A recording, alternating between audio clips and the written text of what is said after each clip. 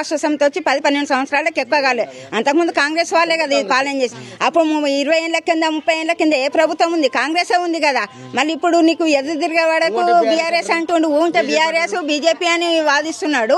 మళ్ళీ ఇంతమంది 35,000 ఎకరాలు 40,000 ఎకరాలు ఇల్లు గురిస్తే వస్తాయంటే అని చెప్పి రాజీవ్ గాంధీ అల్లునికి ఇప్పుడు తాకట్టు పెట్టి మమ్మల్ని రోడ్డు మీద కిడిసాం. మేము నీ ఒక్కని కోసం మీ మూసి సుందరీకరణ ఎందుకండి? రాజీవ్ గాంధీ వడ్రా అన్నట్టు రాబట్టి వడ్డాకు అప్ప చెప్తుండు. అక్కడ వానికి అప్ప చెప్పేసి ఇదంతా తాకట్టు పెట్టి అక్కడ నుంచి 150,000 కోట్లు తెచ్చుకొని ఎవరి కోసం నీ ఒక్కని కోసం ఇంతమందిని రోడ్ల మీదకి నొక్కుతావు. రాహుల్ గాంధీ బావ కోసం ఇదంతా చేసి మనం తాకట్టు పెట్టి 150,000 కోట్లు పెట్టి నువ్వు ఎవరి కోసం చేస్తున్నావు? మా ప్రజలను ఇంతమందిని కోట్ల ఆస్తులు అన్ని కులగొట్టేసి ఎవరి కోసం చేస్తున్నావు నువ్వు? ఎందుకోసం ఈ సుందరీకరణ? ఎవరి కోసము? ఇన్ని రోజులు లేమా? ఇన్ని రోజులు బతకలేమా మేము? మా ప్రజల కన్నీళ్ళు ఇస్తాడా? ఇప్పుడు ఇంతమంది ప్రజలకు కన్నీళ్ళు ఇస్తాడు. మురికి నీళ్ళు ప్రజల కన్నీళ్ళు ఇస్తాడు. వాడతాయి ఇప్పుడు గోదావరి నీళ్లు వారాయి. ఇక్కడ ప్రజల కన్నీళ్లు వాడతాయి. వాడు చేసేది ఏమి లేదు.